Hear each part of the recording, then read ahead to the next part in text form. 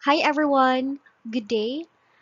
Our discussion for today will be about reticulocyte count, and we will also tackle on the different formula in solving the retics count, such as your absolute reticulocyte count, corrected reticulocyte count, and your reticulocyte production index.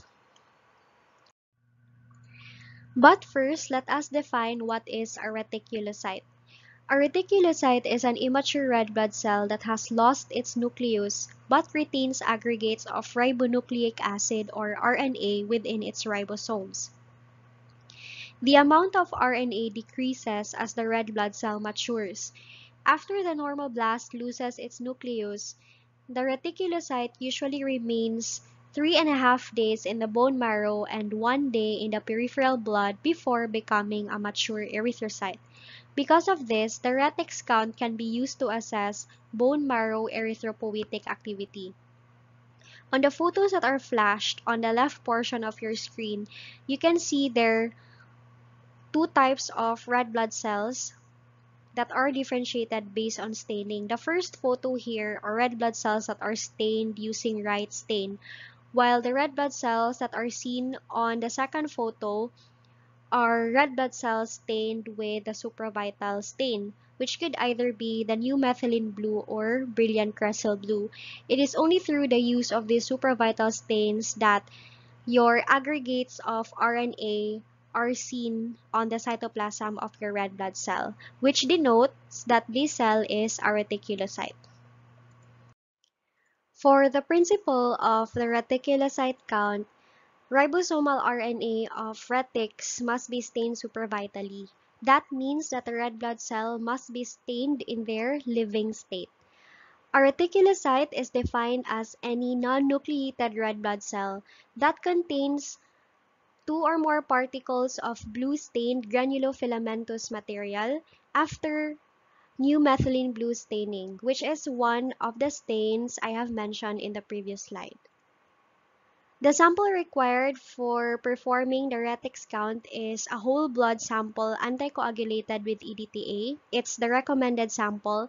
However, you can also use a capillary blood.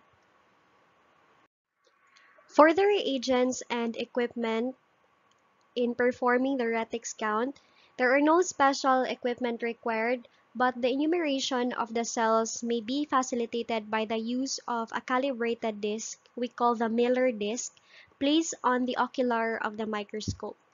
The supravital stains that can be used for this procedure are the following. You have the new methylene blue, which is recommended by NCCLS or the National Committee for Clinical Laboratory Standards, and you can also make use of the brilliant crescel blue.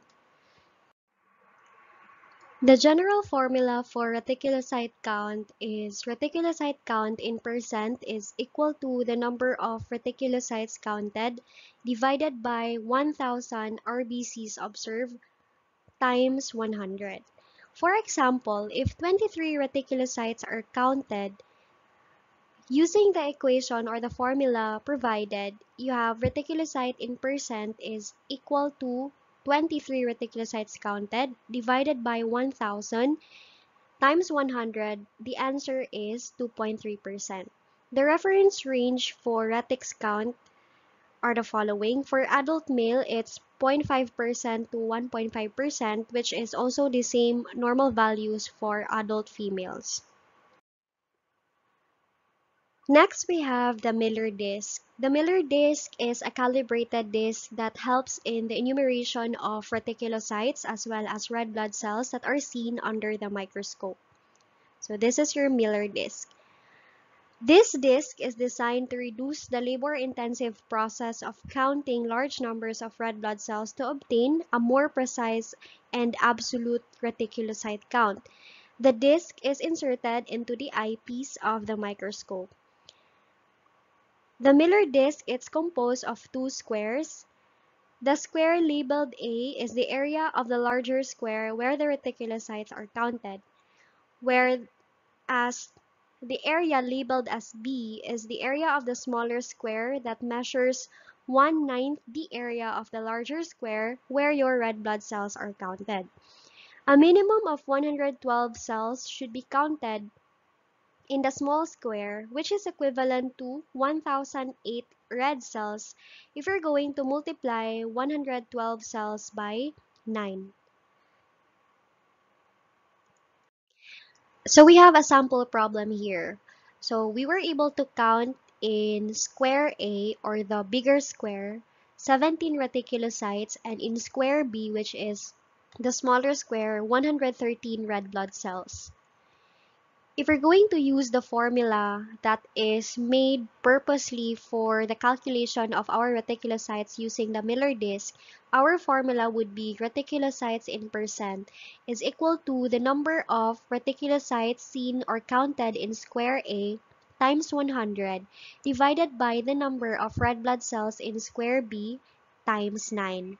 So if we're going to substitute the given values into the formula, you have 17 times 100 divided by 113 times 9.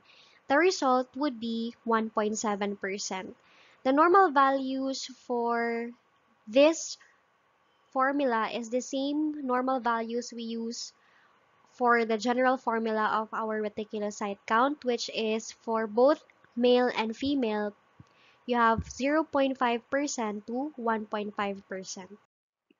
Another formula for reticulocyte count is the absolute reticulocyte count, or ARC. This one reflects the actual number of retics in 1 liter of whole blood. This measurement is also beneficial if you want to monitor the bone marrow transplant of a certain patient. The formula used for ARC is equal to reticulocyte in percent multiplied by the RBC count of the patient in SI form divided by 100.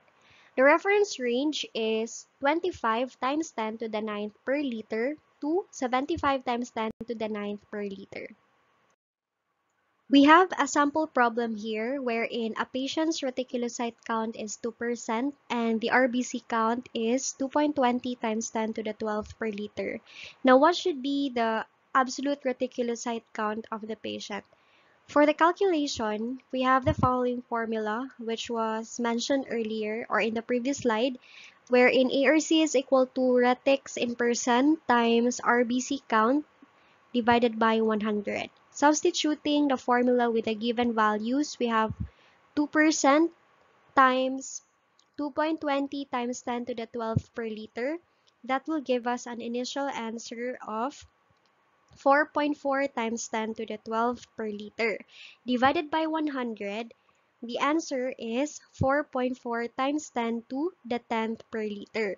But since the reference value for ARC is times 10 to the ninth per liter, what we need to do is we just have to move the decimal point to the right so that our answer or final answer will be 44 times 10 to the ninth per liter. Another formula we use for the calculation of our reticulocyte count is the corrected reticulocyte count, or CRC. Other names for this formula is the reticulocyte index and the hematocrit correction. The principle for this formula is that the percentage of reticulocytes may appear increased because of early reticulocyte release into the circulation or because of a decrease in the number of red cells in the circulation.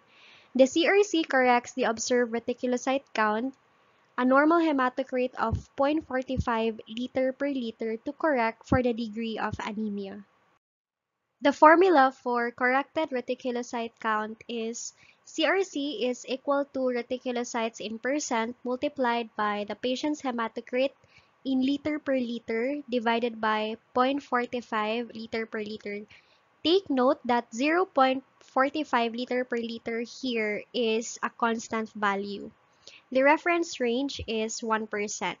And we have a note here that patients with a hematocrit of 0.35 liter per liter are expected to have a corrected reticulocyte count of 2 to 3%, while those patients having hematocrit below 0.35 should have a CRC of greater than 3%. A sample problem for CRC is the following. A patient with a retics count of 2.5% and hematocrit of 37%. Substituting our formula with the given values, we have 2.5% times the given hematocrit value of the patient converted to liter per liter. It's 0.37 divided by 0.45. The corrected reticulocyte count of the patient is 2.1%. Next, we move on to the reticulocyte production index, or otherwise known as the shift correction. So normally, your reticulocytes, they stay in the bone marrow for 3.5 days before they are released to the peripheral blood and stay there for 1 day. But due to erythropoietic stress or during compensation for anemia, these reticulocytes are shifted from the bone marrow to the peripheral blood earlier than usual. Instead of losing their reticulum in 1 day as do normal reticulocytes, these cells take 2 to 4 days to lose their reticula. When erythropoiesis is evaluated, a correction should be made for the presence of shift reticulocytes if there is a report of polychromasia in the morphology of your red blood cells. Normal or non-shift reticulocytes become mature RBCs 1 day after entering the bloodstream and thus represent 1 day's production of RBCs in the bone marrow. Cells shifted to the peripheral blood prematurely stay longer as reticulocytes and contribute to the retics count for more than 1 day. For this reason, the retics count is falsely increased when polychromasia is observed because the count no longer represents the cells maturing in just 1 day. Cells released early to the peripheral blood are referred to as shift reticulocyte cells and have a polychromatophilic appearance. For the calculation of our reticulocyte production index, here are the formula that can be used to calculate this parameter. So we have RPI is equal to reticulocytes in percent multiplied by hematocrit divided by 0.45, which is a constant value. All of this divided by the maturation time of our retics in the peripheral blood. Or you can also make use of RPI is equal to CRC divided by the maturation time in the peripheral blood. For the reference range of RPI, an adequate bone marrow response usually is indicated by an RPI that is greater than 3. An inadequate erythropoietic response is seen when the RPI is less than 2. So for additional information, our reticulocyte production index provides a further refinement of the corrected reticulocyte count, and it's a general indicator of the rate of effective erythrocyte production of anemias.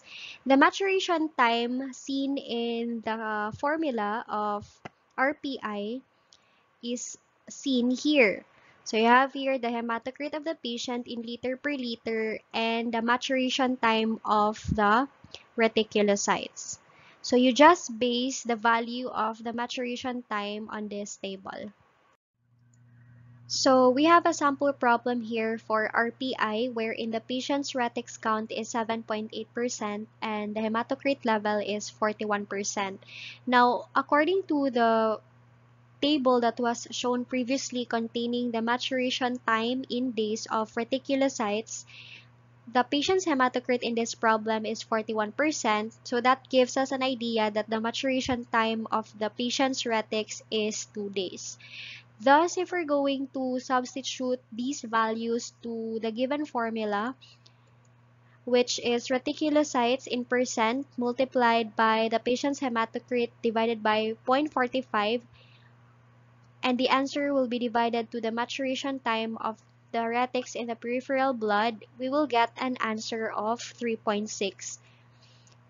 Based on the reference range that was discussed earlier, an RPI of 3.6 would mean that the patient's bone marrow has an adequate response.